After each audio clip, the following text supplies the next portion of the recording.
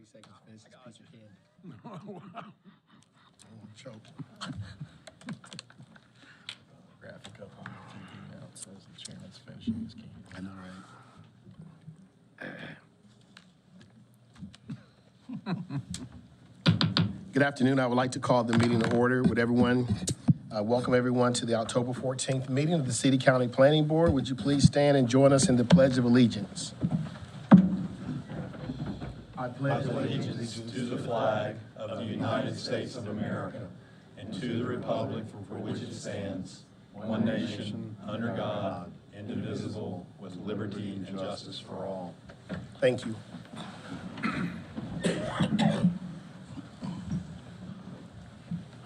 Today's meeting is being broadcast live on TV 13 and will be rebroadcast at 10 a.m. Friday morning and again at 4 p.m. Sunday afternoon. Our first order of business today will be the consent agenda.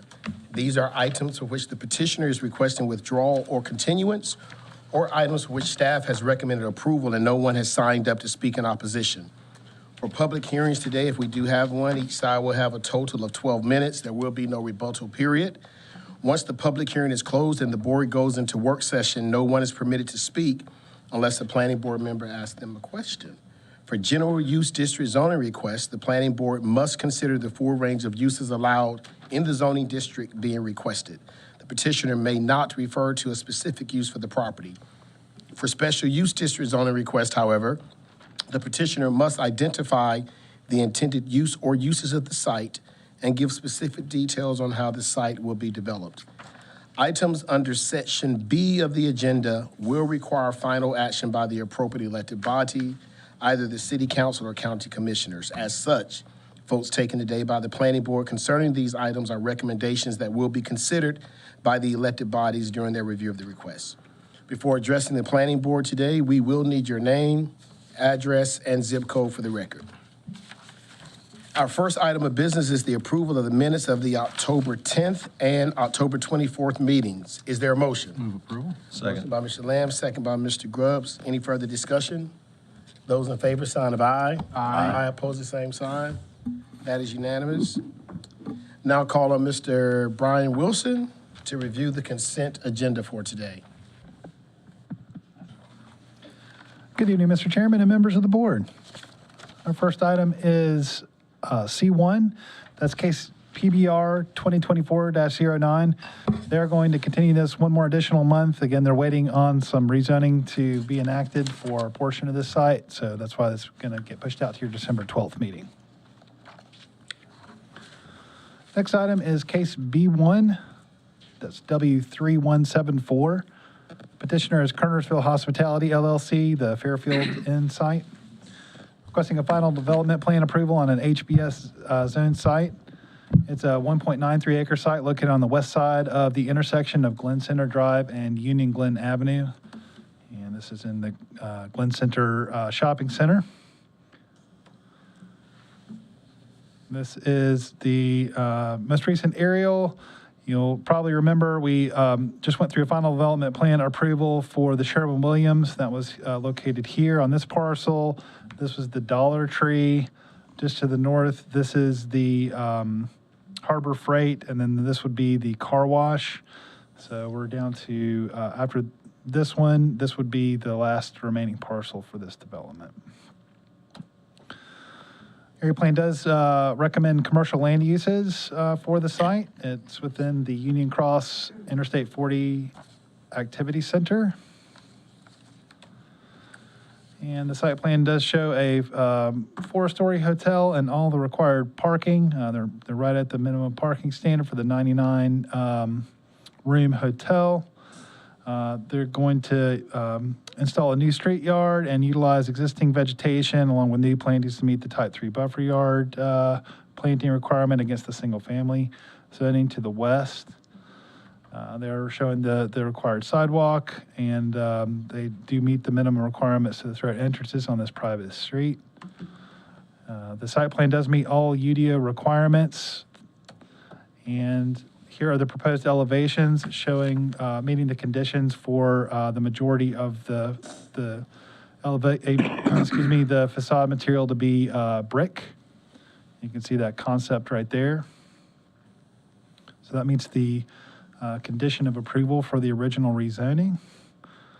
Staff does recommend approval of this final development request, and I'd be happy to answer any questions. Are there any questions for staff? Mr. Chairman, if I could, this is one of those exceptions. This is under item B, but since this is a two-phase development and this is a final development plan, this will be one of those where you are the final approving authority. So if the board is so inclined, this would be approved, not approval, because you're not making a recommendation. You will be the approving authority. Just wanted to clarify that. Thank you. No questions? All right, no one has signed up. Is anyone here opposed to this recommendation? Seeing no one, I declare the public hearing closed. What is the pleasure of the board? Mr. Chairman, I move the planning board approve the final development plan of W3174. Motion by Mr. Lamb. Second. Second by Mr. Grubbs. Any discussion? All those in favor, sign of aye. Aye. Opposed, the same sign. That is unanimous. Mr. Chairman, item B2, we'll move on to a public hearing. That's case W3635. And now we're on to item C2. That's PBR 2024-10. Petitioner's Atlasphere LLC. This is the Duncan Village PRD site plan. They're requesting a 52-lot PRD and RS9. This is in county jurisdiction. It's a 15.65 acre site located on the north side of Fishel Road between Peters Creek Parkway and Ironwood Drive. You'll probably recognize the area. This is the continued case here, just to the west of the site. And again, north is to the left on this depiction. The site plan shows a single entrance on Fishel Road with one spine road here, that's Duncan Village Drive, and then 3 stub streets going to the east and west. They have worked with this developer to the west to make sure that they're going to be able to grade in this stub street connection and provide very needed internal connectivity. The site plan does show all required active and passive open space and all other use-specific requirements of PRDs. They are showing the a mail kiosk area within one of those active open spaces. There may be additional improvements required as part of the driveway permit, but NCDOT elected to reserve that judgment until they come through a formal review, and it may be predicated upon additional development in the future. Therefore, it's a generalized requirement that they meet all requirements of the NCDOT driveway permit prior to final plating. The plan does meet all other UDO requirements, and staff recommends approval of this request. I'll be more than happy to answer any questions you might have. Any questions? Want to make a motion? I move, Mr. Chairman, I move the planning board approve PBR 2024-10. Motion by Mr. Lamb. Second. Second by Mr. Grubbs. Any discussion? All those in favor, sign of aye. Aye. Opposed, the same sign. That is unanimous. All right, Mr. Chairman, and our last case on the consent agenda is PBR 2024-11. That's item C3. This is Andrew D. Reddick Trust, Dana R. Nicholson, and Bradley J. Yund trustees. The site plan was Nicholson Family Cemetery. They are requesting to place a single cemetery plot, 0.172 acres in AG zoning, and a 53.96 acre tract in AG and RS20. So just to recap, the entire property is AG, and this little area over here is RS20. But they're only wanting to place the single plot in approximately this location highlighted in blue here, which is in AG, which is allowed.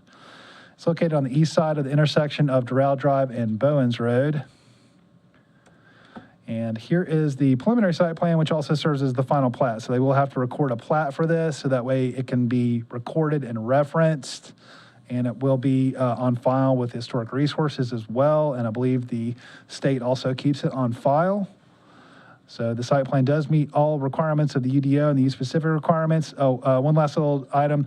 This is over 225 feet away from the closest property line, so it certainly exceeds the minimum distance requirement of 50 feet. It's very much internal to the property.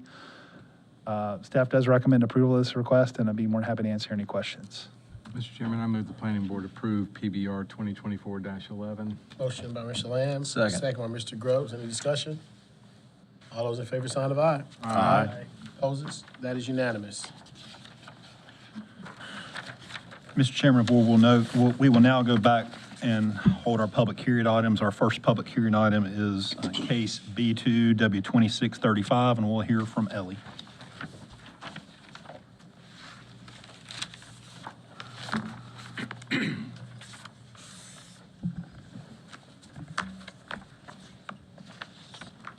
Good afternoon, everybody. So for case W3635, the petitioner is Kennedy Investments LLC and Sullivan's Grove LLC.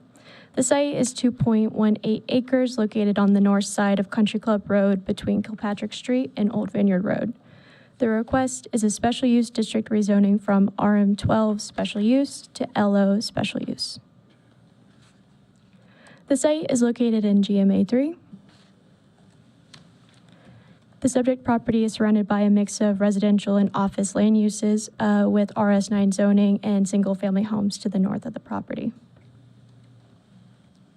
The site currently contains 2 existing single-family residences and is heavily wooded. The site slopes downward from the south to the north. The site is located in the West Suburban Area Plan Update, which recommends office land uses for this parcel. The site is also located along the Country Club Road Growth Corridor. So this image is looking southbound along Country Club Road. The subject property is to the right. This is looking northwest from Country Club Road at the subject property. This is the adjacent property to the west. This is the Masonic Lodge. And then this is office buildings adjacent to the property to the east. So the proposed site plan shows a 1-story child daycare center and associated parking, including the required number of loading and unloading spaces. In addition, the site plan meets all use-specific requirements for indoor and outdoor play area. Additionally, the site plan shows an underground stormwater device in the northeastern portion of the site with the stormwater device outlet in the northwestern corner of the site. Stormwater staff has recommended, will also recommend management of the 50-year peak volume event as a condition of the rezoning approval to provide a higher level of protection for downstream property owners. The proposed child daycare center is anticipated to be a high-traffic generating use, which will contribute to increased traffic on Country Club Road. To address this, the developer was required to submit a TIA, a traffic input analysis, as part of the application process. The site plan proposes a right turn slip lane at the eastern property entrance to accommodate westbound traffic on Country Club Road. Both the Winston-Salem DOT and the North Carolina DOT have looked over the site plan and made those proposed road improvements. So this request is consistent with the recommendations of both the West Suburban Area Plan Update and Legacy 2030. This request would allow redevelopment of an underutilized property to provide convenient services to area residents. The site is also located along a major thoroughfare with access to pedestrian and transit facilities. For these reasons, staff does recommend approval, and the site plan does meet UDO requirements. Thank you. Yeah, do y'all have any questions? And also, if there are any questions on stormwater, we do have a stormwater staff member here to answer any of those questions or opposition questions as well regarding the stormwater. Great, thank you. Any questions for staff? All right, thank you. So we will go into a public hearing now. Again, each side will have 12 minutes to present your case. Proponents, Steve Causey, you'll come up and do the usual, please. Name, address, and zip code for the record. Good seeing you. Thank you. Good evening. Steve Causey, Allied Design, 4720 Kester Mill Road, Winston-Salem, 27103. Thank you and good afternoon. Good to see you guys. Not really a whole lot I can add to what Ellie's covered already, but one thing I will mention, we did have a neighborhood meeting on September the 22nd, which was about the last time that it rained, happened to be a hurricane that day. So we were very in tune with stormwater concerns. We did have one property owner show, as you might expect, stormwater was a big concern to her. We kind of explained some of our plan for the site. A good portion of the property, it drains towards Country Club Road already. We will maintain that drainage pattern, take our fair share back towards Country Club, try to minimize what goes to the rear properties. Coming out of that meeting, we kind of rethought our release point a little bit, tried to pull back onto the property, provide a level spreader, if you will, kind of where the release rate leaves the property going onto the adjacent properties. We were involved with the Masonic Temple next door, kind of a very similar design, very similar release. We went through there, worked closely with Joe and the stormwater staff, certainly understand and agree to the condition for the 50-year stormwater management. So we're well aware of that. Certainly appreciate the extra level there. Ellie again mentioned the TIA. The requirement from the TIA was a right turn lane. That should be reflected on the latest plans that you see today. That was really about all I wanted to cover that I felt like needed to add that Ellie hasn't covered. We do have representatives of the development team here. Teresa Starkey will be the owner-operator of the day school. She's here if you have operational questions about the day school. And then the developer, Carl Carney's here as well. So certainly be glad to answer any questions. Thank you. Any questions for Steve? Thank you, sir. How much time is left? 10 minutes. I have 10 minutes for anyone else who would like to speak in favor. All right, we will move to opposition. There are two, I think it's Patty Woodall, I think. If I messed that up, I apologize. And also Kent Robinson. If you will state your name, address, and zip code for the record. So Patty Woodard, 218 Bogart Circle, Okay, 27104. right, thank you. What I want to say is not necessarily an opposing view, but I have some requests. He's going to talk about the stormwater and have a few questions. You think it's been covered? Mine has to do with noise. From the Masonic Temple, the sound echoes and comes down. Directly behind this. We're behind this. Our neighbors are our neighbors to the right are behind the Masonic Temple. We hear conversations from the Masonic Temple all the time. People parked there. There used to be policemen that would come and use the restrooms there, and they'd have conversations out in the parking lot. And so the sound carries tremendously, particularly since the level will be much higher than our property. So this may or may not be part of what you do at the planning committee meeting, but we request that there be a solid fence. And I realize it's only a 4-foot fence around the playground that's required. We would like higher if that's possible, because we know that the sound is going to carry. All of the evergreens and the plantings are down low. They're not against where the kids will be playing. They're at a much lower level, so it does nothing to abate the noise.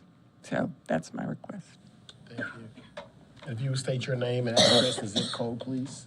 Kent Robinson, 218 Bogart Circle, 27104. Thank you. As I said, we're the property directly behind the building. So part of the issue we're talking about the sound is, you might think, why don't we build a fence? Well, that property's going to be 12 foot above our property. We'd have to build a really high fence. If they built a fence, if their fence, they've got to build a chain link fence anyway. If they built a more solid fence at the playground level, it would do would help quite a bit with the noise. Another question is, on the slope, there's to be a very steep slope at the back, particularly the back corners. Would worry about erosion along that slope. Now within the 15-foot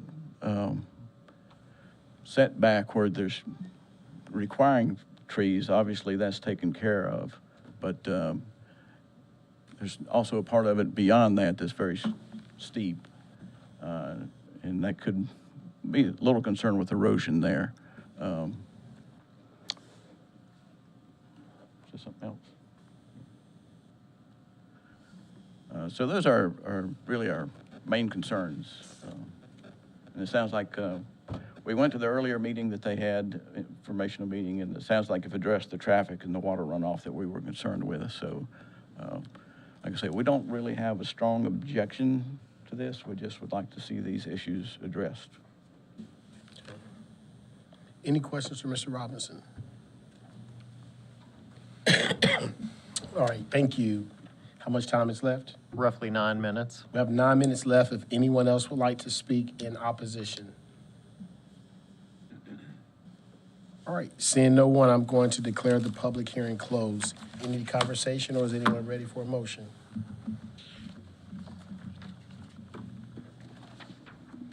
How about the sound abatement? I mean, obviously, there is no requirement in the ordinance related to that. There are provisions about screening and providing a buffer. Certainly, if the petitioner, the planning board can recommend a condition of approval related to providing something above and beyond. At the end of the day, before that gets approved at the elected body, the petitioner has to agree to that. And that's done, basically, we have the process where the conditions that come out of the planning board are basically written consent to conditions, and we take those conditions, we send them to the petitioner, and they sign them, and then that goes in the packet that goes to council. So if they did not agree to those conditions, then at that point, the planning board would have the elected body would have the ability to say, okay, we understand, and we're going to approve it as is, or we're not going to approve it unless you do this. But again, it's one of those things where I'm not sure what the petitioner's thoughts are. You may want to ask the petitioner if they would be willing to consider adding something above and beyond. But that's a point of discussion. It can't be an absolute requirement. My biggest issue is I don't even know, you're not going to build a highway caliber sound abatement device between that. And I don't know how good a slatted fence works versus, something else. I'm not an acoustic engineer, but. While the folks were speaking, I did look, and the finished floor elevation of the child daycare operation and the play area is at elevation 858. And the folks that spoke that live on Bogart Circle, the elevation of their property around their house is about 840, 842. So again, it is 16 to 18 feet above their house. So again, I'm sure it does carry and come down. So again, that's a question probably between the planning board and the petitioner if there is anything that they would be willing to offer to address those concerns. But again, at the end of the day, there's no guarantee that that is going to solve the sound problem. Exactly. Yeah. Plus the daycare's hours of operation may be different from Masonic Temple, where the issue, I assume that may be evening, but it could be anything. Yeah. So all of that plays into it. So I don't know if it's really going to make a huge difference. Okay. I would just add that my own concern is without some kind of quantifiable specific request that from someone in the know as to what would and would not be effective, I think we're shooting in the dark. Yeah, I agree. Yeah, vegetation can sometimes be a lot better depending on the type than a fence, but we don't know. Can you repeat that a little louder? I was going to say vegetation sometimes gives as much or more soundproofing or diffusion as just a fence. But like you said, we don't really have the data to say. We don't do much sound design here. No, what would work. Well, I'm prepared to make a motion. All right. Mr. Chairman, I move the planning board find the request is consistent with the comprehensive plan. I have a motion by Mr. Lamb. Second. There's a second by Mr. Grubbs. Any discussion? All those in favor, sign of aye. Aye. Opposers, same sign. That is unanimous. Mr. Chairman, I further move the planning board recommend approval of W 3635. Motion for approval by Mr. Lamb, second by Mr. Grubbs. Any discussion? All those in favor, sign of aye. Aye. Opposers? That is unanimous. Motion passes. Thank you. Mr. Chairman, the board will now move on to item B3, and this is case F1651, and we'll hear from Rory on this case.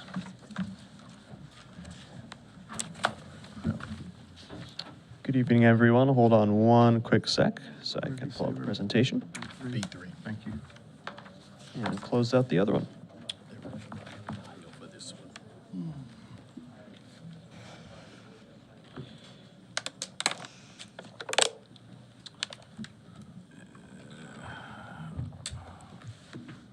Okay, so this is case F1651. The petitioners are NCCL 62204080 Clementine Drive LLC. The site is 5.49 acres located at the southeast intersection of Clementine Drive and Clover Drive. And the petitioners are requesting a special use rezoning from limited industrial to general industrial special use.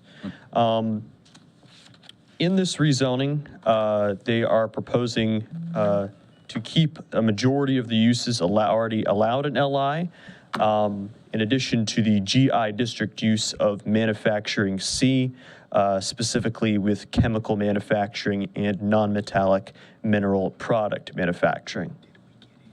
The subject property of F1651 is located in the southwestern portion of the county, just south of the border to the Village of Clemens property line. As you can see here, here's the Village of Clemens property line right up here. The site exists within an already present limited industrial business park. As you see, about less than 500 feet from the subject property is the Pepper Tree neighborhood. And in terms of usages, you have warehousing usages to the north and the west. The south is wholesale trade B, and to the east is building contractors heavy. As you can see, the site is already developed with no topographic challenges. And the area plan recognizes the existing industrial zoning. In terms of pictures, we are looking here southwest along Clementine Drive. The subject property is to the left. Here are the two one-story industrial buildings that are already present within the property. Here's looking southwest of the subject property where the accessory container unit will be placed around the bay door that I am circling right now with my laser pointer. Here is a picture looking north from the subject property across Clementine Drive to the warehousing use to the north, the subject property being in the foreground. And finally, looking southwest to the intersection of Clementine Drive and Hampton Road. This is at the western end, the western terminus of Clementine Drive, leading out to Hampton Road. So here is the existing site plan, the red box indicating the presence of the accessory container unit. Already, as previously stated, already existing on property are two one-story metal buildings. Each are 50,090 square feet. And the petitioners are proposing a 320 square foot accessory container to the right of the easternmost building. Now, as you can see here with the proposed location of the accessory container building, highlighted here in yellow, the building is going to be used for the storage and containment of the materials that are going to be mixed within this industrial building here. It's located 5 feet to the right of the existing structure. And in addition, the rest of the site plan meets parking and landscaping requirements. So in terms of the accessory container unit itself, it is an 8 feet by 40 feet by 6 foot tall container with an 8.5 foot fence with a solid plastic screen existing around the said fence, and it is placed upon a concrete pad. Now, while this request would facilitate new industrial activity within the existing business park, the request, first of all, is inconsistent with the Legacy 2030 recommendations to minimize off-site impacts of high-intensity land uses. So the main usage that they're proposing, manufacturing C, according to our UDO definition, has the potential to generate noise, odor, dust, vibration, other off-site impacts on nearby residents. Particularly would be affected potentially would be the Pepper Tree neighborhood, less than 500 feet to the southeast. In addition, the approval of this request could lead to future requests for additional manufacturing uses in site and additional requests for GI zoning in nearby properties. So this would thus have an intensification of the usages along the existing business park and really increase the potential for impacts on surrounding property, both the neighbor to the southeast and to the village of Clemens slightly to the north. Therefore, though the site plan meets UDO requirements, the staff recommends denial. I will take any questions at this time. How is it used? It's not just storage. So the building is going to be used for the mixing and production of the materials. The 50,000 square foot building? Yes, sir, that's correct. This easternmost building here on the site plan. And the accessory container unit will be used for just the storage of said materials away from the regular processes happening within the building in terms of mixing or anything else that might include. Okay, Go ahead. I've been confused. I am too. Why there's a change in zoning are they changing what they're doing in the main building as well? It's just, There are a couple of things that are going on here, and we share some of the concerns because some of this information supposedly is proprietary and they cannot divulge to us through MSDS sheets as far as what type of materials are going to be in the storage building. Keep in mind, the issue is in the UDO, there are uses manufacturing A, manufacturing B, and manufacturing C. There are certain uses in the UDO that can only be classified as manufacturing C, regardless of whether or not they have outdoor activity. In this context, NAICS 325 and NAICS 327 are both uses that can only be classified as manufacturing C. That's the use that they're doing. So they have to rezone to GI. They're going GIS because of some of the concerns that we raised with going to GI in an area that's otherwise LI and the close proximity of this to Pepper Tree, that bringing it in as an S would perhaps allay some of those concerns. But from a staff perspective, given the unknowns related to exactly what's going to be done outside and what type of chemicals are going to be here and what those potential dangers are, and in addition to some other manufacturing Cs that have located in areas that are otherwise LI in the county that have caused some concerns with the commissioners at some other sites, the commissioners are hypersensitive to this. So that's one of the reasons why we said, if you're going to do this, you might bring it in as an S and present your case. But from a staff perspective, given the unknowns and the less than 500-foot setback from this to Pepper Tree, staff would not be supportive of this, and thus we would recommend denial. How do you know that they're, can you go back to that? Thank you.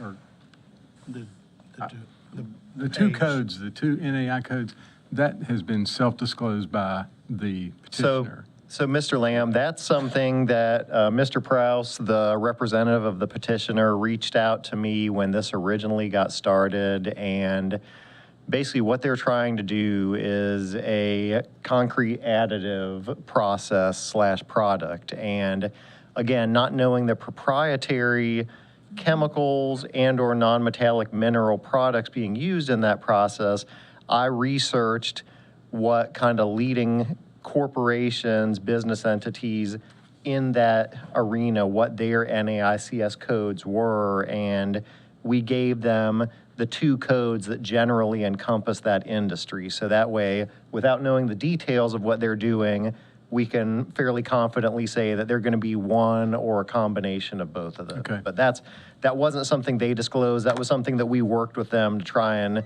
narrowly define this as much as possible. So can I just ask a follow-up question, Mr. Murphy? So if the materials or product had been stored inside the existing structure. It would still need to be a GI, but the GIS is to allay some of the concerns associated with this particular product. Potentially allay some of those concerns. We still have the concerns because, again, we're not exactly sure what's going on out there.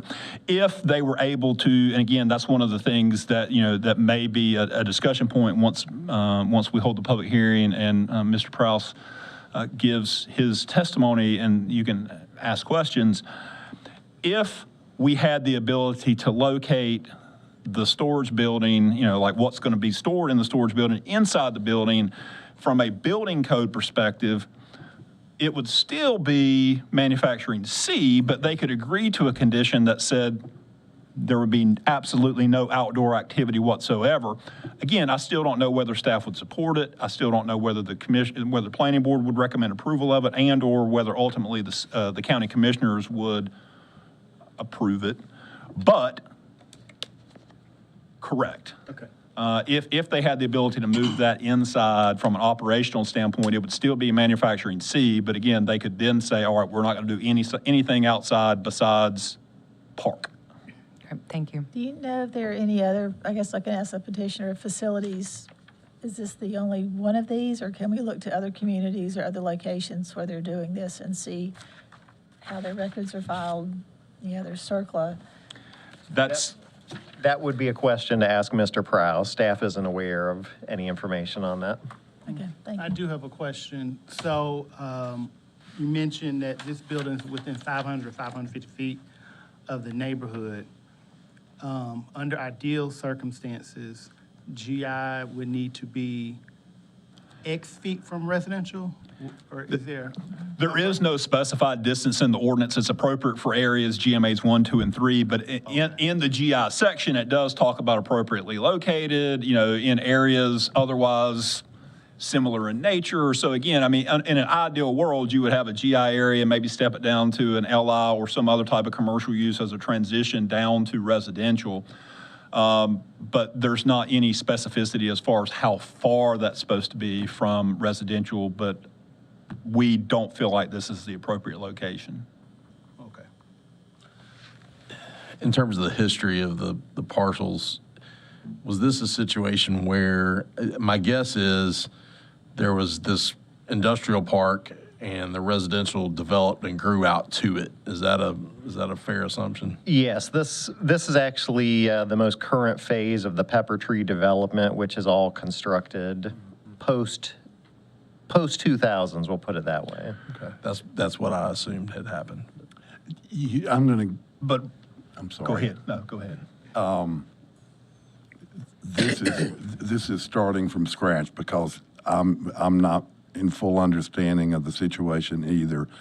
The proposed storage containers, if they were only accessible from inside the building, would that still be considered outdoor storage?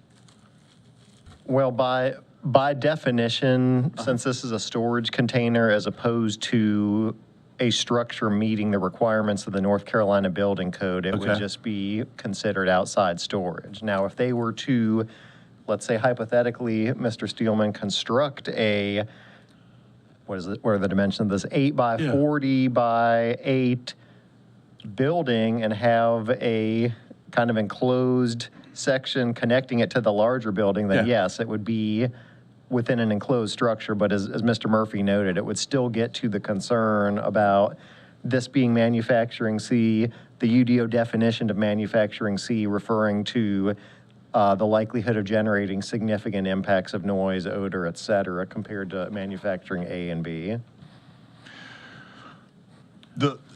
Going back and looking at some of the historical aerial imagery, the first building was constructed out in this business park in 1974. And then, it's grown since then. But again, I can't speak to what has been in there throughout the history, but it's primarily been light manufacturing and warehousing has been the primary uses out here, hence the LI zoning that's there. And again, I don't know exactly what it was whenever it converted over in 1995. I'm not sure what it was prior to 1995, but it's been LI since that time. And again, there have been some other rezonings that have gone through the process, but again, those rezonings were to go from residential to LI. This would be the first introduction of our heavier industrial category in this area,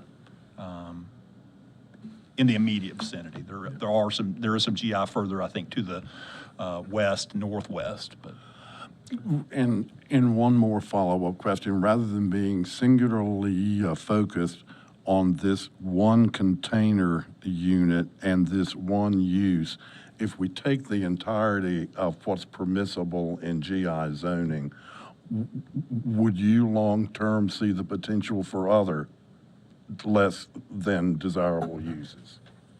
As a delineate. This firm may be there for the next 100 years. Somebody else may be there and take advantage of the same situation. That's one of the, as Chris mentioned, one of the two main concerns, or really two versions of the main concern delineated in the staff report is, yes, as you mentioned, this could open the door for a request for adding additional or different manufacturing C uses, which could potentially be more incongruous with the residential. But the other fact is, if 5 acres of GI gets established in the middle of this park, does this park eventually change to more of a GI manufacturing park as opposed to a warehousing distribution park? Thank you. We had this conversation this morning. All right. Any other questions for staff? All right, thank you, Ms. Howard. So we will go into public hearing. Again, each side will have 12 minutes. Marsh Prowse for the proponent. If you could state your name, address, and zip code for the record, please.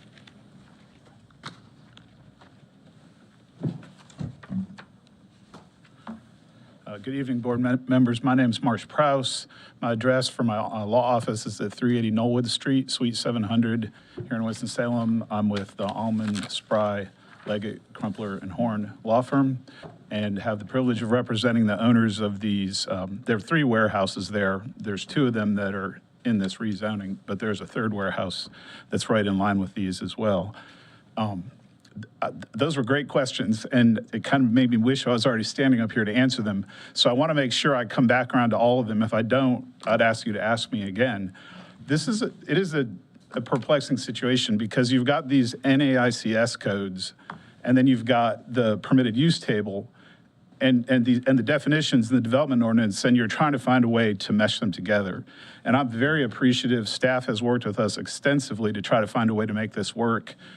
With some real invaluable suggestions. And I want to see if my client representative is here. Is Mr. Cannon? Oh, hey. Okay, so this is Mr. Cannon. He's actually he's my client. He's with the property owner.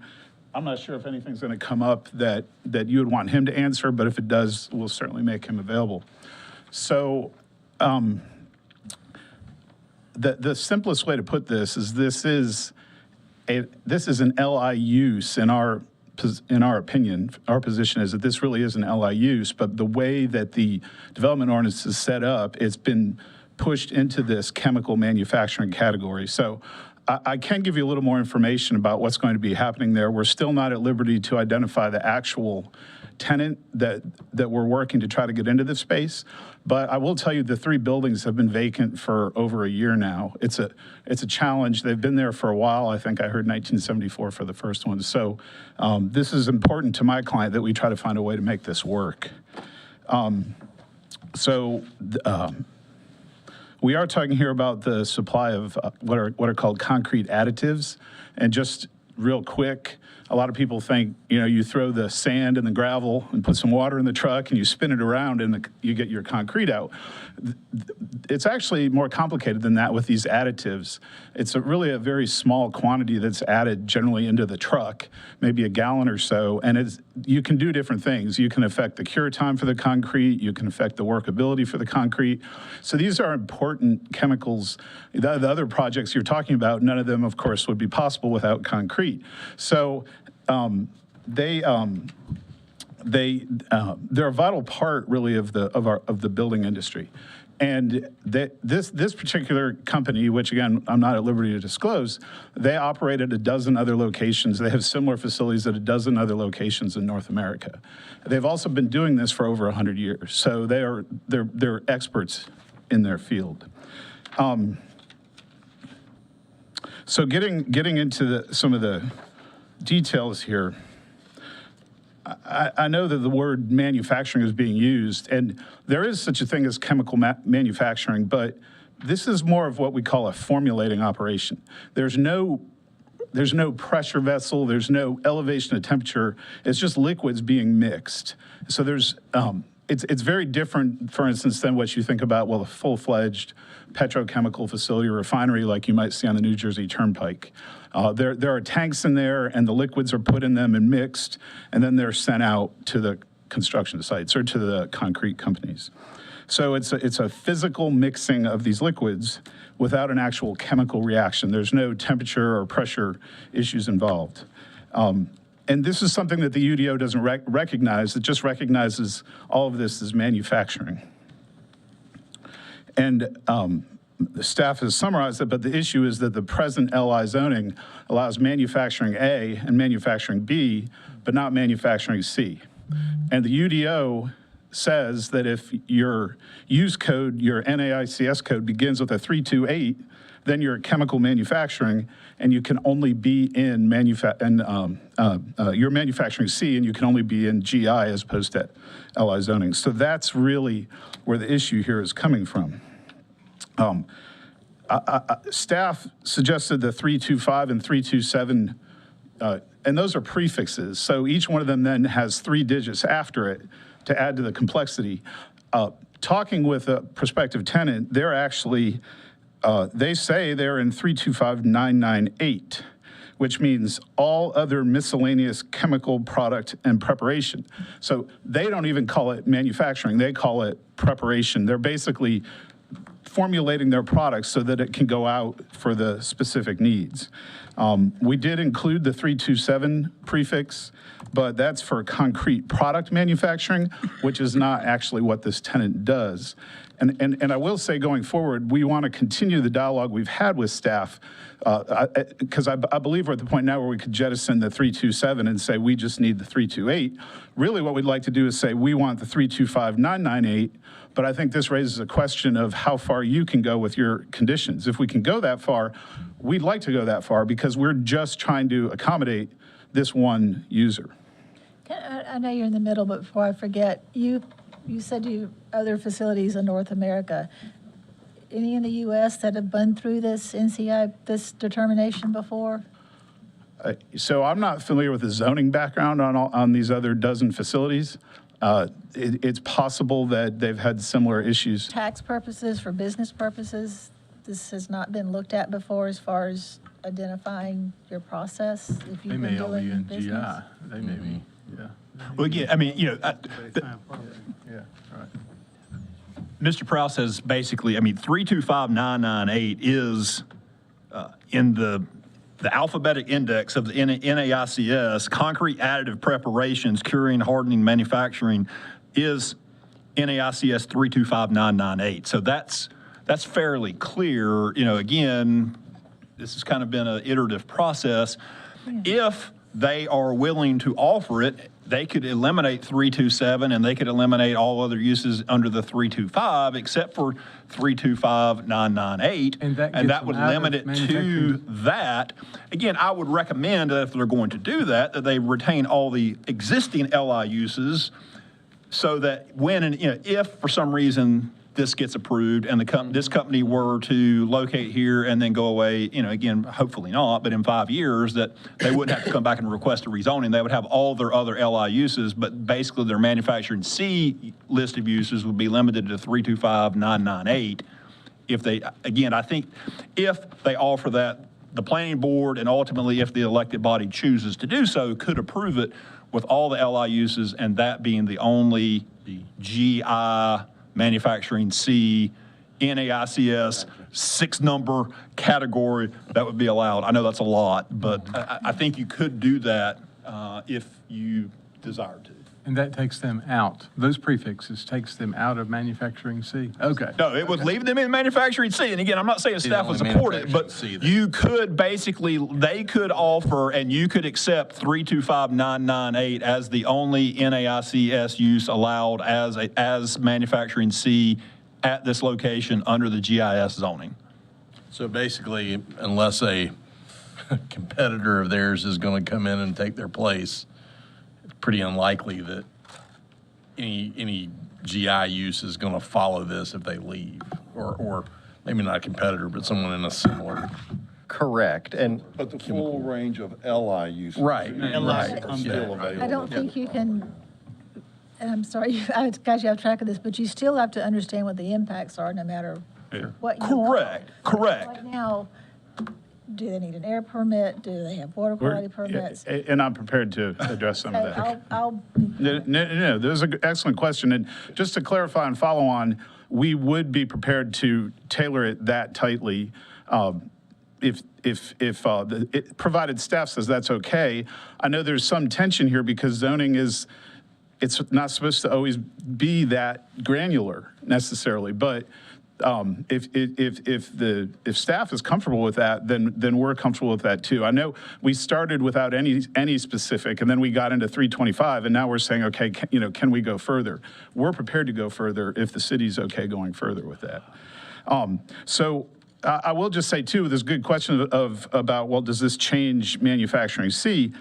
The UDO already exempts 3 other kinds of chemical manufacturing from manufacturing C, and that's for ethyl alcohol manufacturing, pharmaceutical and medical manufacturing, and soap and cleaning compounds.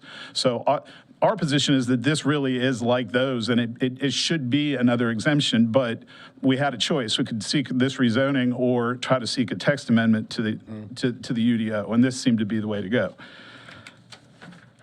So what I can go ahead and explain is that, first of all, this is a water-based process. Who got an A in chemistry here? Because there's really 2 different kinds of chemicals. There's water-based and solvent-based, and the solvent-based stuff is the stuff that really causes issues. Okay, so these are water-based chemicals. The exterior storage situation, I know that's causing some questions too. It is basically a single shipping container. And the reason that it's being done that way is because the one substance being stored in it is technically a combustible substance, which doesn't mean it can blow up. It just means if there's a fire, it can support the fire. So the fire marshal likes that stuff, and I'll talk about what that is here in just a minute. The fire marshal likes that stuff outside, is basically. It's the same reason you want your gasoline tank or oil tank to be outside of the building, only this is actually less flammable than gasoline or oil would be. Was this information provided to staff earlier? It has been an iterative process, as was said. And so I don't think that necessarily, I do think there was discussion that this was a fire code issue. But not this detailed as you... Not necessarily at this level of detail. And the other thing... to reveal this now as opposed to then because of... The flow of information, this is an active lease negotiation with the tenant. The tenant is based out of state. That's the reason. And we've also had to repeatedly, we originally were seeking to rezone just one building here. Then we found out that there's a 5-acre minimum, not a 1-acre minimum, so we had to tee it back up for adding the second building in, and it was continued. So this has been it has been an iterative process. we've certainly done everything we can to get the information and provide it as quickly as possible. Now, there is another piece of information I can offer, which is that the substance being stored in this trailer is acetic acid, which is vinegar, okay? This is fairly strong vinegar, but that's basically what it is. It's acetic acid. That's the only material that is being put in that trailer. Our prospect is also talking about bringing it inside, in which case it would all be inside. But what it's done at some of its other facilities around the U.S., because of fire control purposes, it's just been putting this stuff outside in a storage trailer. But of course, that's part. I know there are concerns about a lot of general industrial uses. It's concerns about what's going on outside. And that's the only change here. Everything else is happening in the building. Other than adding this one storage trailer, there's nothing changing on the outside. And the storage trailer would be screened, as you saw earlier. So the chemicals that are being mixed inside this building, they're common. I'll give you an example. They also use molasses. They're sugars. They're things that are used at bakeries and farms fairly commonly. These aren't exotic chemicals. A lot of what is involved here is more about concern for employees. I've talked to these folks on the phone. They have told me we have to protect our employees, but we could not hurt neighbors 500 feet away if we tried with what we have here. Even if we tried, there's no way we could have a plume or an explosion or anything like that. That's how low level this is. And I do think there's industry literature and all that would bear this out, but we just don't have it available at this time. Do you have? Yes. Sorry. It's okay. The acetic acid, is it solid? It's in a liquid form. I actually have a photograph if you'd like to see what. I thought earlier we heard that there were no liquids in this container, but I must have misheard that.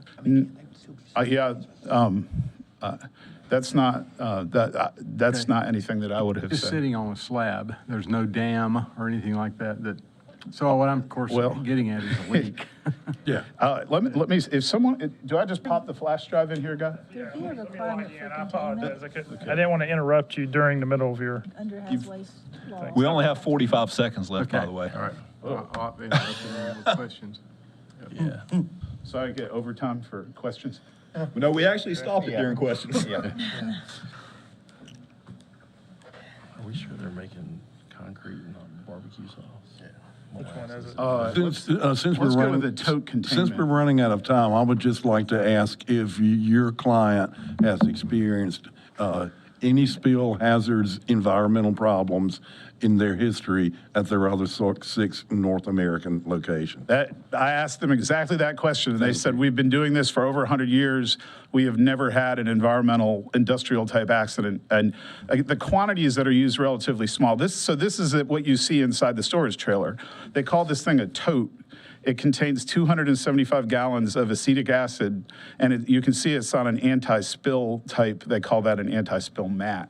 So the other thing is everything that happens in the building is contained. They build what they call a dike, a secondary containment dike, inside the building, which can accommodate 150% of the chemicals that are being used in the process. So that's another safety precaution.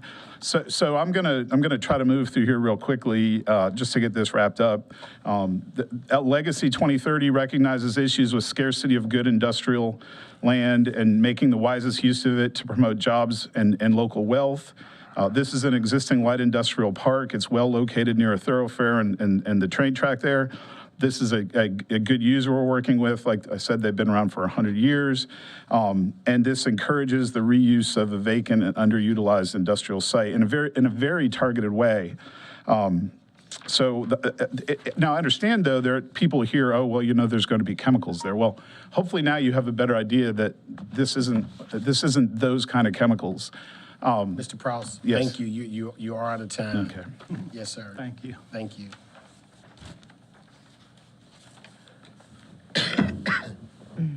Excuse me.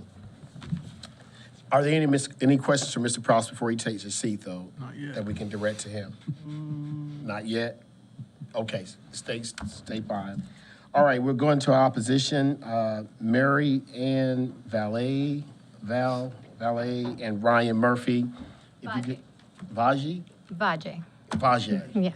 Boy, I butchered that really bad. I am so sorry, Ms. Vaji. If you could state your name, address, and zip code for the record. Mary Ann Vajay, and I reside at 6832 Orchard Path Drive. I am like one of the residents that's the closest to this 500. I feel a little more confused than when all of this started with all these chemicals because they keep saying it's proprietary information, so we don't really know. I mean, we've listed acetic acid. I work in the medical field. All of that is kept under like fire containment. My main concern is they're saying they're going to be manufacturing things inside of the building. I would like to know how is that going to impact our air, because I can't imagine you mixing anything and not venting somehow. So that is my main concern. Also, like, I read over what the staff recommendations were, and they mentioned, other of these buildings being used for manufacturing. That's a concern of ours, because I feel like that could have an impact on the property and the value of our properties if you continue to move on and building, having more and more businesses wanting to move in. But my main concern, I will have to say, is if you're going to mix chemicals in there, what impact is that going to have? And again, we don't know what chemicals you guys are, they're using. So that will be why I'm concerned about this. Thank you. You're Any welcome. questions for her? All right. Mr. Murphy, do you state your name, address, and zip code for the record as well? Ryan Murphy, 6844 Orchard Path Drive, Clemens, 27012. Just the same thing Mary Ann said. I guess we're concerned about if you guys do rezone, what else could move in there that we could have an impact from this. I know one of the gentlemen mentioned what was there first, the industrial drive, but it was a different zone. And that's when we purchased the home, it was that. And now somebody else is wanting to come in and, I think take over 3 buildings. This guy behind us can't rent it out. Why should we bend over and let something else move in there and change the zone to help this guy out? I'm sure there's other zones where they can take this concrete company. They don't have to do any rezoning. And it's in a place that's already there meant for that. As the American way, just pass that on to the consumer, the price. If this guy's cutting a good deal for this guy to rent this building, my main concern is, what else, if we rezone it, what else could move in this? And the property of our home go down. The air quality, noise, dust, vibration. I think that's all listed when it comes to changing that zone to the next zone, whatever it is.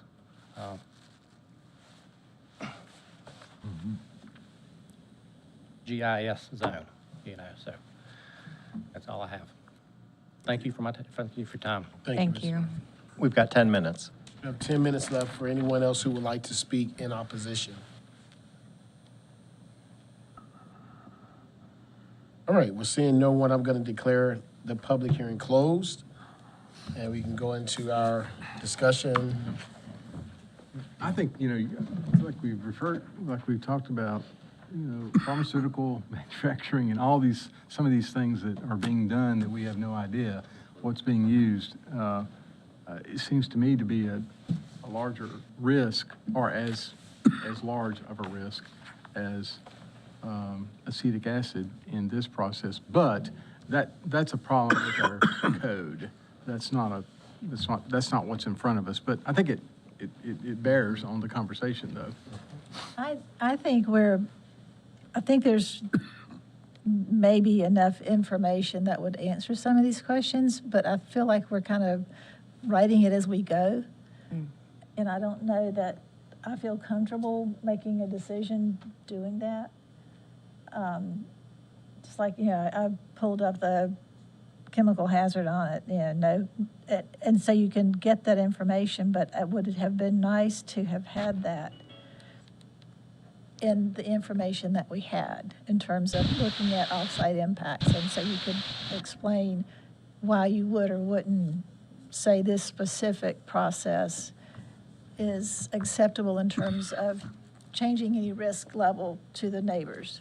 And Ms. Smith, just to add to that, when I was going over the agenda with the chairman this morning, I mentioned that our one of our building officials and our assistant fire marshal both were willing to kind of review the MSDS sheets for this, had we had that information prior to the public hearing. And again, if this is something that the board ultimately feels needs some review, we do have the staff that would kind of be able to parse that information for the board. I'm enjoying seeing Mr. Murphy with that big book over there trying to work through. I agree with Ms. Smith's comments. I feel that what has been presented feels like very murky waters. And while we're being shared that this is all very innocuous, it does open doors on either side of the parcel. And I'm just not comfortable with this many unknowns so close to a residential neighborhood. Well, unfortunately, this is something that we're going to deal with time and time again on this board. I'm afraid more often as we continue to quote unquote run out of land in Forsyth County, and also continue to hear cries for more housing. And so I think Mr. Murphy's point, Mr. Murphy, the opponent, not Mr. Murphy, the staff member, that yes, this was LI when they purchased the property, and you know, probably some folks, you know, kind of relied on that when they purchased the property. But the fact is, this was an industrial park that had residential grow right up to it, and we're going to see more and more of that. We're going to see more opportunities for infill development that we're going to run into this. And, you know, unlike with agriculture, where agricultural land really kind of lends itself to building houses on, you can't really just start tearing down manufacturing facilities to build houses. The economics don't work out. I tend to agree with Mr. Lamb. I think there are probably some allowed uses in LI that might involve more hazardous substances, but we also, to Ms. Schwab's point, don't know exactly what we don't know. And so I'd love to find a way to make this work, because I think this is a good economic development opportunity probably for the county. But I also am hearing what the residents are saying about, you know, what exactly is this? And my question to Mr. Erickson this morning was getting information to make an appropriate decision. That was my question now. Was this information given ahead of time, or are we now just receiving it? And so I'm kind of in the same camp. It's kind of hard to make a decision for the quality of life and for the advancement of businesses. And you don't have all of the information ahead of time. If additional information is becoming more available, and I've never asked this in my time on this board, is there a way for this case to be continued? I mean, obviously, I mean, if it's the desire of this board, it can be continued. I don't think they're out of continuances. I'm not exactly sure how the calendar works. You know, there are some provisions in the ordinance, depending on how the calendar shakes out, that there are sometimes that they're out of continuances and you have to move it forward. I don't think that's the case. And I believe if they agreed to it, it's a moot point anyway. If they would agree to the continuance, I believe they still have one more continuance remaining, so it's a moot point. You could continue it if you so desired. I think that if it were to be continued, I think that there should be some direction given as to what the planning board would like to see that would perhaps provide a level of comfort for that moving forward. I will just disclose, from a staff perspective, even if they do everything that the planning board asks and brings it forward, more than likely staff is going to still have the same concerns related to the introduction of GI in an LI area whenever there are other GI areas. Obviously, the property owner doesn't own those GI areas. They own what they own. Right. But, you know, for the ultimate tenant, there are other areas in the city that are already appropriately zoned for this. And, you know, it would be our contention that this is a light industrial area, and the introduction of GI here could set it up for future requests.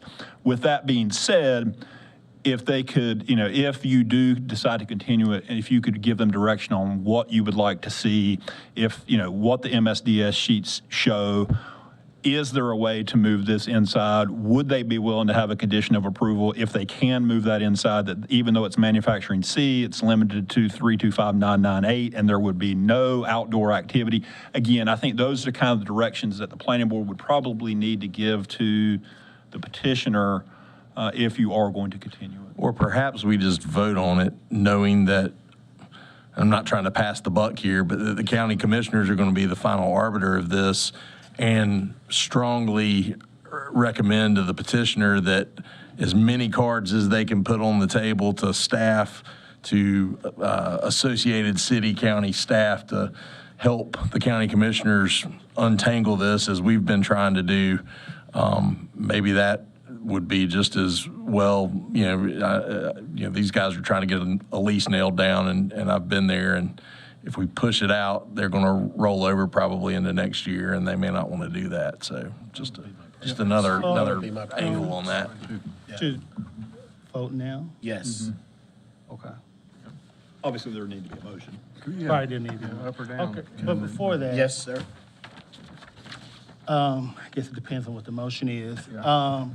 The very complicated idea that was presented is something that would be more of interest to me. And but do we know, when I say the complicated one, when we're drilling down to that code, that next code, or NAICS code, are we sure that's something that we could do?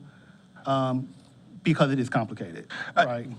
You certainly can, and again, they have indicated that's their NAICS code, and again, that's supported by this book. Now, this is the 2002 version. I haven't looked online, but I'm assuming it's still the same thing. This is the hard copy that I have. But yes, I mean, you can go to the 6-digit code if the petitioner agrees to it. So there's not a prohibition there, and again, they're taking the risk if for some reason their NAICS is something else, which again, I don't think they would say it's this. I mean, that it matches up, but ultimately it's their risk. But yes, you can go to that level if they're agreeable to it. And that motion would be for what exactly? How's it? Well, under the, under what they have, do we have that in there currently? If you look at the uses that they have listed on page 1 of your staff report, it has all the LI uses. All those uses that are listed there are LI, except for when you get to the third sentence from the bottom, manufacturing C, it says NAICS 325 and NAICS 327 only. Yeah.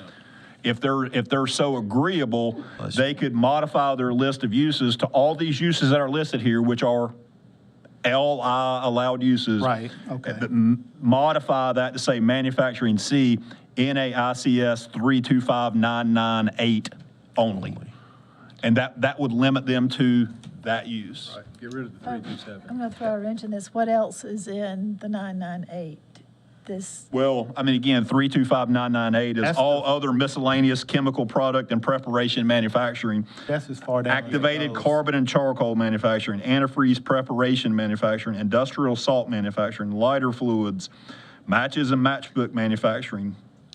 It's got other things in there. So, I mean, again, it is a catch-all, but I mean, it specifically says that, that is what it is. If they were so willing, they could say, we'll limit it to 325,998 concrete additive preparation manufacturing. I mean, again, it depends on how far they're willing to go.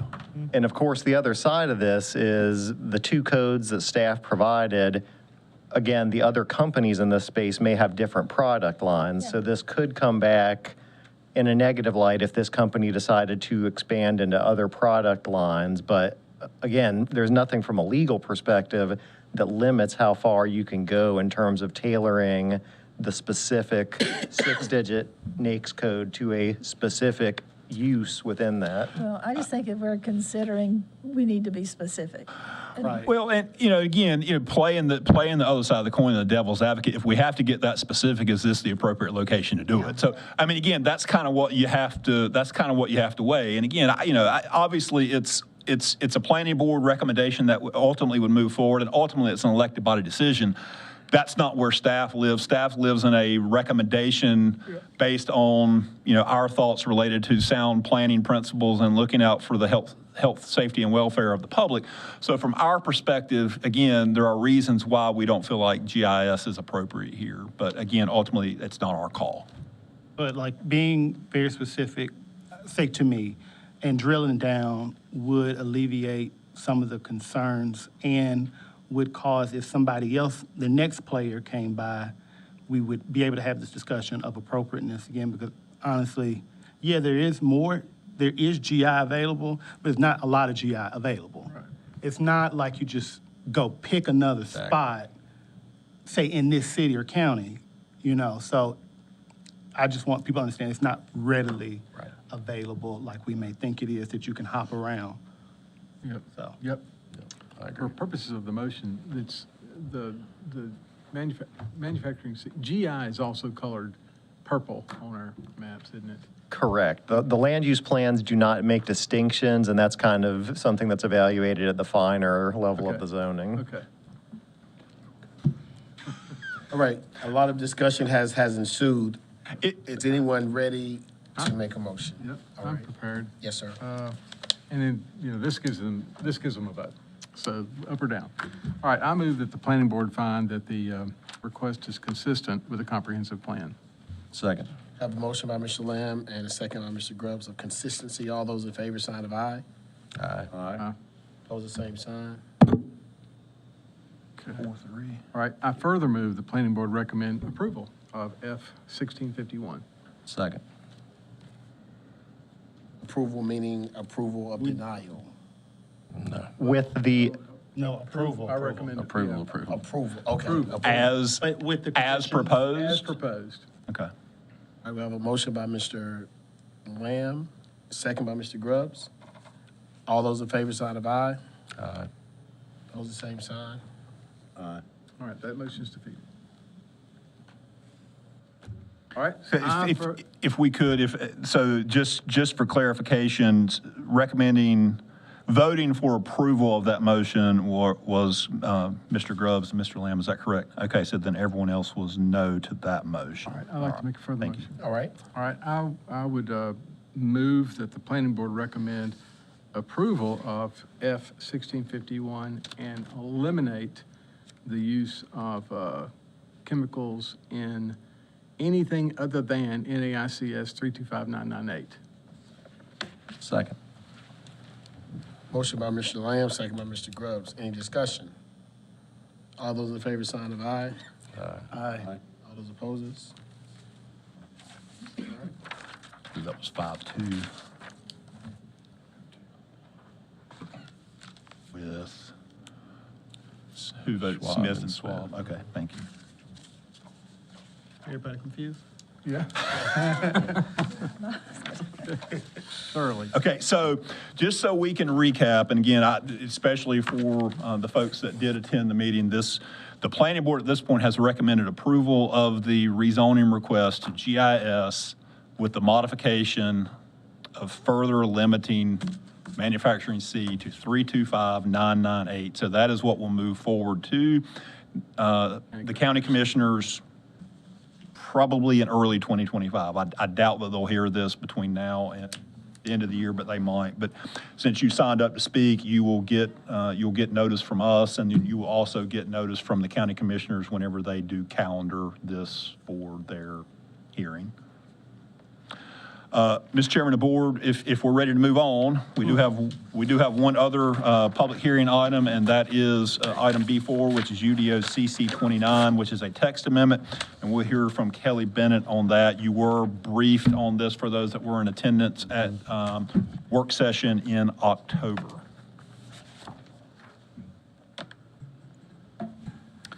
Good evening, Mr. Chairman, members of the board.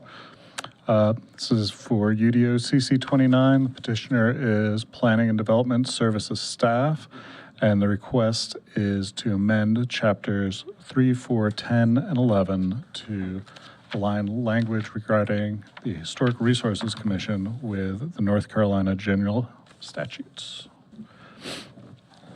little background, following the comprehensive overhaul of NCGS Chapter 160D in 2020, the state legislature made additional changes in Article 9 in 2022.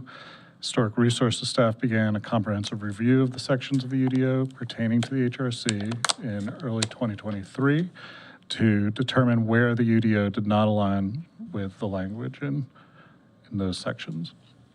After reviewing the UDO, staff identified 5 sections that required modification, and the language was updated to mirror the NCGS, correct typographical errors and outdated titles, and regularize and define certain terms. This text amendment does not change the current operations of the HRC. Rather, it conforms the UDO with the standard practices and the HRC rules of procedure. And we are recommending approval. Happy to answer any questions. Any discussion? Any questions?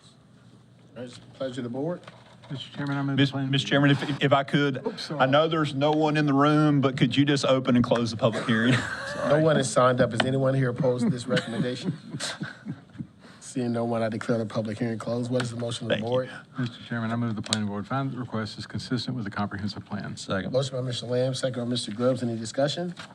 All those in favor, sign of aye. Aye. Opposed, the same sign. That is unanimous. Mr. Chairman, I further move the planning board recommend approval of UDO CC 29. Second. Motion by Mr. Lamb, second by Mr. Grubbs. Any further discussion? All those in favor, sign of aye. Aye. Opposed, the same sign. That is unanimous.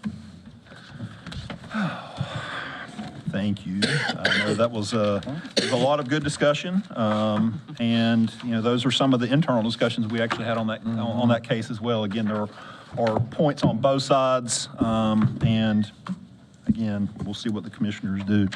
Under staff report, I will quickly turn to Mark, who will give you an update on our zoning case preview for December. So yes, we have 9 total items. As you can see in front of you, we're going to have 3 rezonings, 1 site plan amendment, 1 final development plan, and 3 planning board reviews. We had 1 continued planning board review, which you saw this earlier today. Next, I'll call your attention to also what's on the screen. There will be a historic marker unveiling on Thursday, the 21st, at the Brown Elementary School marker, and that's at 11 a.m. So if anyone is able to make that, that will be a nice event. Reminder, there is no work session this month or next month, so we will reconvene work session beginning in January. Just a quick update on Forward 2045. It is scheduled for a public hearing Monday night before City Council. Not sure what will happen, but we shall see. The commissioners are more than likely not going to consider Forward 2045 until later in the spring or maybe early summer. There is a separate effort that they have going on with a consultant looking at potential industrial sites as an industrial site study area, and they would like to wait until after that study before they consider the plan. So I would anticipate hopefully sometime before June of 2025, but we shall see. The final thing I have to mention, and he is not here today, Nick Smith on our staff. He is actually in Chapel Hill, no snide comments, at the School of Government, going through the certified zoning official class, and he actually hopefully will become a certified zoning official as of tomorrow. But I have bad news. He is leaving. He's taking that with him. He is. What happens when you go to Chapel Hill? That's right. Traitors. Transfer portal. That's right. He has his master's in public administration, and he has previously, before he came to us, had previously worked in the management area of small town.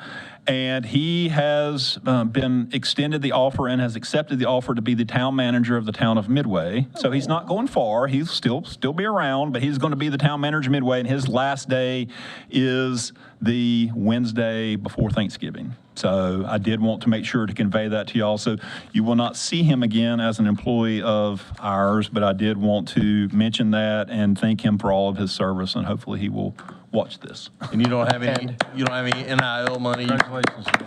We offered. And we will be seeing him again as a member of the Winston-Salem Urban Area MPO's Transportation Advisory Committee.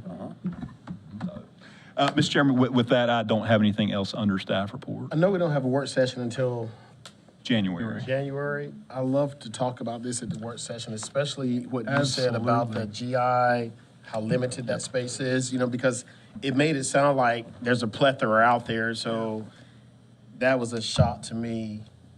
I mean, it's hard to find it and at the size and, all of that. But even the bigger issue is I feel thoroughly unequipped to make these determinations. Right. And we need some guidance from elected body. And it needs to be done textually. Yeah.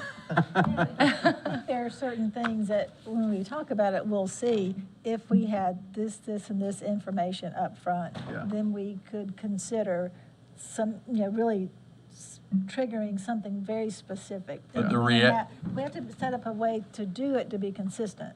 But the reality of the marketplace and what they're up against is those guys don't want to. They own what they own. Right, and they don't want to give away any more of it than they have to get what they want, and I can understand that. I mean, but they still have to be willing to give us the best information they have. Yeah, which they did not do up front. Right. That's and again, that was not for lack of trying. I mean, we asked. I mean, again, it's one of those things. And again, obviously, I have to respect their side too, because again, if they're going through due diligence and they've got someone and they want, they have an NDA or whatever it is they don't want to disclose, again, it's trying to thread that needle. But again, the more information that can be given to us assists you and ultimately the elected body in being able to make a decision. And again, we found out information today that we had not had up to this point. So, I mean, again, it's one of those things where, like I said, it is iterative, and it was iterative up to the meeting. But keep in mind, we were in a very precarious situation. But we were dealing with the landlord, not the potential tenant. So he probably felt the same way we did. Like, tell us so we can tell them. Yeah. Well, I will say he did a good job of walking us through it, and granted, it was, last minute. Well, not last, but whatever.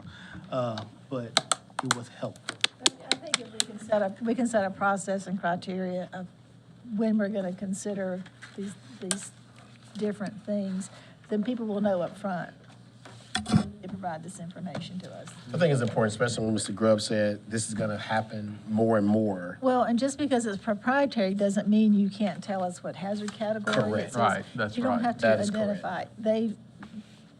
I mean, MSDS sheets really doesn't disclose anything, but again, I don't live in that space, but again, I do a lot, and you can get more information than we have very easily. I still think they're making barbecue sauce. Vinegar and molasses.